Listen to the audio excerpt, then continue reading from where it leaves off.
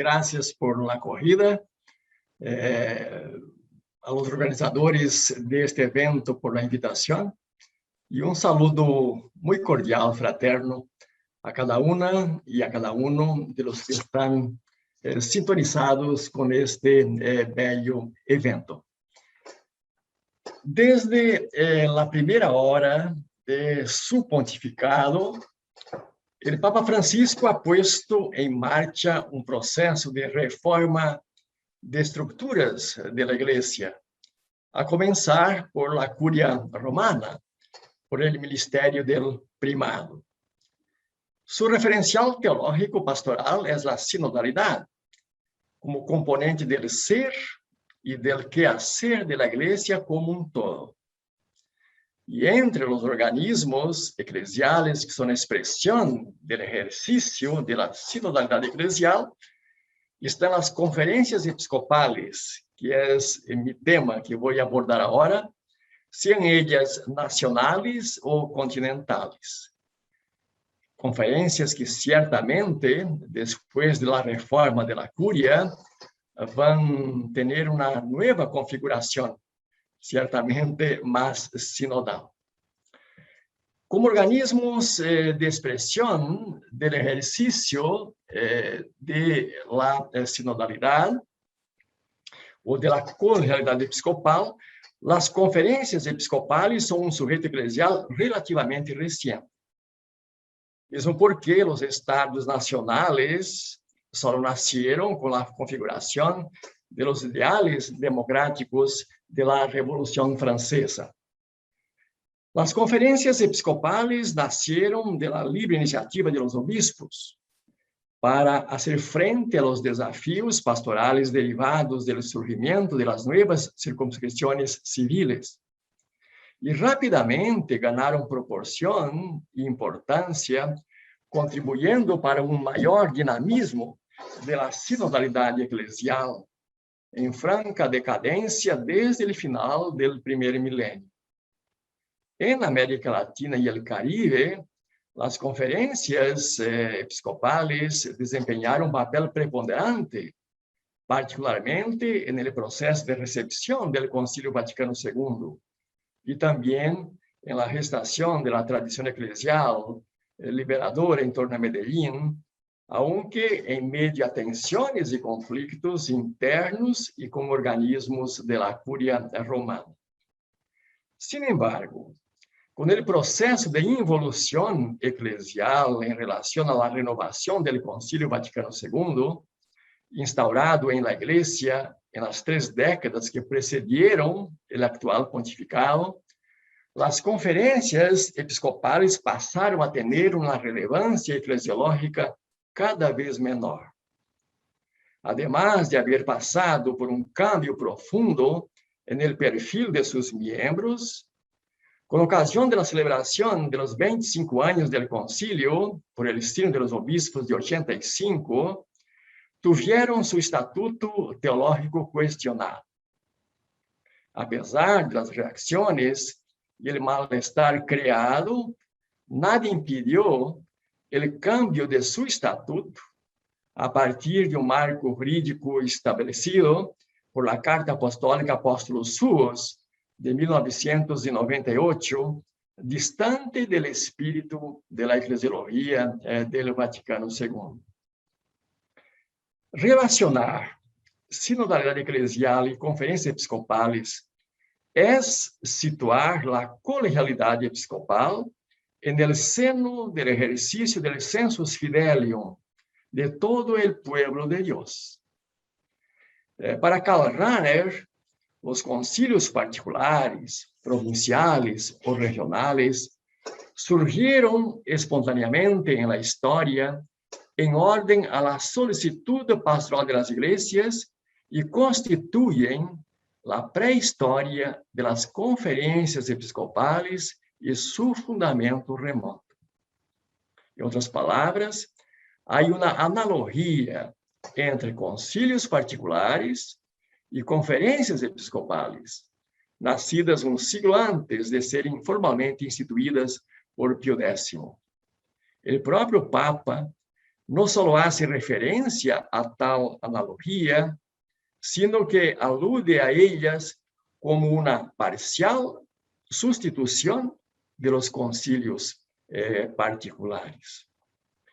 Desafortunadamente, el temor de lo nuevo y el centralismo creciente de la curia romana poco a poco harán de las conferencias episcopales nacionales instancias con menor peso y fueron perdiendo la autonomía que las vio nacer.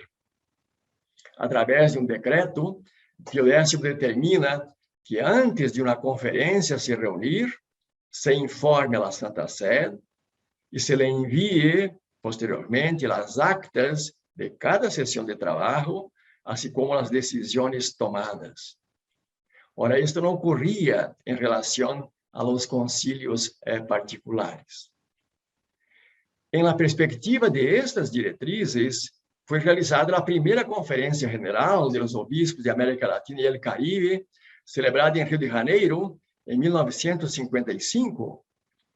Entre otros, en la época se prescribía: las conferencias generales solo pueden realizarse cuando la Santa Sede Apostólica decida convocarla. La agenda es definida por la Santa Sede. Un delegado pontificio será uno de los presidentes de la conferencia. Miembros de la curia romana serán miembros de la conferencia con derecho a la intervención en las sesiones y a voto. Y las conclusiones de la asamblea deben ser aprobadas por Roma, etc. En este formato se realizaron las conferencias de Medellín, Puebla, Santo Domingo y aún Aparecida. Uno pudiera pensar que la renovación del Vaticano II y el consecuente rescate de la sinodalidad hubiera superado el centralismo romano, pero al contrario, aún en el periodo post-conciliar, la centralización no cesó de aumentar. Por ejemplo, en las vísperas del sínodo de 1985 a que me referí, convocado para celebrar los 25 años de la inauguración del concilio, el entonces prefecto de la Congregación para la Doctrina de la Fe atribuyó a las conferencias episcopales un rol meramente pragmático y funcional. Dijo él: las conferencias episcopales no tienen una base teológica, no forman parte de la estructura imprescindible de la Iglesia tal como la quiso Cristo. Solo tienen una función práctica, concreta. Ninguna conferencia episcopal tiene, en cuanto tal, una misión magisterial. Sus documentos no tienen valor específico, excepto el valor del consenso que les es atribuido por cada obispo. Tal afirmación no encuentra respaldo en la eclesiología conciliar. Antes se funda en la eclesiología reinante en la Iglesia durante el segundo milenio, que daba a entender que existe una Iglesia universal que precede y se hace presente en las iglesias locales, de la cual el Papa es el representante y el garante. Que las diócesis son parcelas, son parte de la Iglesia universal y, consecuentemente, los obispos son colaboradores del Papa, que a su vez es el obispo de los obispos. Como se puede constatar, en tal concepción de iglesia, queda sin importancia toda y cualquier instancia intermedia entre la Iglesia de Roma y las iglesias locales. La eclesiología del Vaticano II superó esta concepción de iglesia. Para Karl Rahner, el mayor cambio del concilio fue afirmar que la Iglesia Católica está presente en cada iglesia local, en comunión con las demás iglesias. Consecuentemente, como afirma Walter Casper, não há igreja nem anterior e nem exterior às igrejas locais. Para o Vaticano II, a diócese é porção do povo de Deus, não parcela, não parte. En ella está toda a igreja, pois cada igreja local, é depositária da totalidade do mistério da salvação, aunque não seja a igreja toda, dado que nenhuma de ellas agota este mistério. Para Walter Kasper, uma suposta igreja universal que precede e se hace presente em las igrejas locales é uma ficção eclesiológica. A igreja una, como afirma Jean-Marie Dominique Tillard, é igreja de igrejas, conjugando autonomia e comunhão com as demais igrejas, presidida por el obispo de la Iglesia de Roma. Consequentemente, a colegialidade episcopal não se dá ao margem da sinodalidade eclesial. Por um lado, a colegialidade não acontece em sentido vertical, em la mera relação do colégio de los obispos com o Papa. O obispo preside uma igreja local de la qual é também membro e, por lo tanto, necessita exercer seu ministério de modo sinodal com todo o pueblo de Deus que constitui sua igreja. E, por outro lado, sua igreja, dado que a igreja é a igreja de igrejas, situa al obispo en el seno de um único colégio, presidido por el obispo de la Iglesia de Roma, en la solicitud de las iglesias, de modo sinodal. Em outras palavras, é en la comunión del obispo con su pueblo e de sua igreja com as demais igrejas locais que acontece a sinodalidade eclesial. Eclipsar el sensus fidelium significa operar uma ruptura entre sinodalidade eclesial e colegialidade episcopal. É concebir o colégio como um grupo de pessoas que tem poder sobre a igreja e não em la igreja, como se os obispos não foram também membros da igreja que presidem e de um colégio que os vincula a la solicitud de las iglesias como um todo. Assim, os concílios, sínodos e assembleias de conferências episcopais são realizações ou actos concretos do ser sinodal da igreja ao que está vinculado o colégio de los obispos. Em realidade, o distanciamento ou aún a ruptura entre sinodalidade eclesial e colegialidade episcopal em la história da igreja se deu concretamente quando se perdeu o sentido sacramental de la ordenação episcopal. Tal como atestigua o Código de Direito Canônico de 1917, a ordenação passa a ser concebida como consagração episcopal, ou seja, reduzida a la transmissão por gracia de la sacra potestas entre aqueles que la confieren e aquele que la recibe, sin que la asamblea de la iglesia local ejerza en este acto cualquier función. A veces ni siquiera existe iglesia local, dado que alguém é ordenado obispo não para presidir uma igreja, sino para legitimar um episcopado de dignidade funcional ou incluso para conferir-lhe prestígio no exercício de alguma função burocrática. Com isto, a união recíproca entre el obispo y su iglesia, simbolizada en el anillo episcopal, se debilita.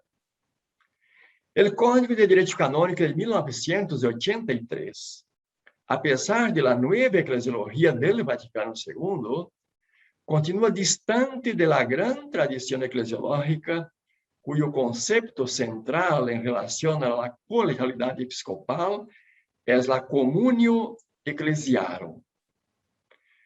Esto se debe al hecho del concilio no haber explicitado suficientemente la articulación entre collegium episcoporum y la comunio ecclesiarum. La Lumen Gentium, en el número 22, dice como alguien se convierte en miembro del colegio. El nuevo miembro del cuerpo episcopal está constituido en virtud de la consagración sacramental y mediante la comunión jerárquica con la cabeza y con los miembros del respectivo colegio. Sin embargo, silencia que el nuevo obispo pasa a ser miembro del colegio no por el nombramiento episcopal por el Papa, sino por el hecho de ser ordenado para una iglesia local. Por eso, dado que el colegio episcoporum se inserta en el seno de la comunio ecclesiarum, teológicamente, reducir el rol de las conferencias episcopales a una finalidad pragmática y funcional carece de fundamentación teológica. No es que las conferencias episcopales no tengan estatuto teológico. Es la negación de ese estatuto que carece de fundamentación teológica. Primero porque eclesiológicamente no se sostiene un concepto de unidade de la Iglesia que justifique un gobierno central y la imposición de una uniformidad de doctrina y de disciplina sobre todas las iglesias locales. Esto comprometería la legítima diversidad y pluriformidad de las iglesias como iglesia de iglesias. Segundo, reducir el rol de las conferencias episcopales a una finalidad pragmática y funcional carece de fundamentación porque tampoco se sostiene una tal autonomía del obispo diocesano que lo aísle del colegio y con esto aislando su iglesia de la comunión con las demás iglesias. Un obispo que se aísla del colegio y aísla a su iglesia de las demás iglesias se sitúa fuera de la iglesia. La unidad con la iglesia de Roma pasa por la unidad con todas las demás iglesias. Con extrema prudencia, el Concilio Vaticano II no emplea el término colegialidad, sino colegio de los obispos, entendido este como el conjunto del cuerpo de los obispos que constituyen con el romano pontífice su cabeza, una comunión jerárquica, estable e indivisible. Es necesario, sin embargo, tener presente lo que el concilio entiende por comunión indivisible, sobre todo cuando estamos hablando de las conferencias episcopales, esas instancias intermedias. Se podría pensar, por ejemplo, como la actuación del colegio entero por los obispos, de los obispos o nada. El Vaticano II, en la Lumen Gentium 22, habla de dos acciones estrictamente colegiales. Una cuando ejercida de modo solemne en el concilio, un concilio plenario, y otra fuera de él, siempre que se dé el consentimiento libre del sucesor de Pedro, una vez que se trata de miembros de un colegio cum e subpetre. E neste segundo caso, uma colegialidade exercida fuera, ¿no?, de un concilio, también la acción colegial puede darse, según el Vaticano II, de dos maneras.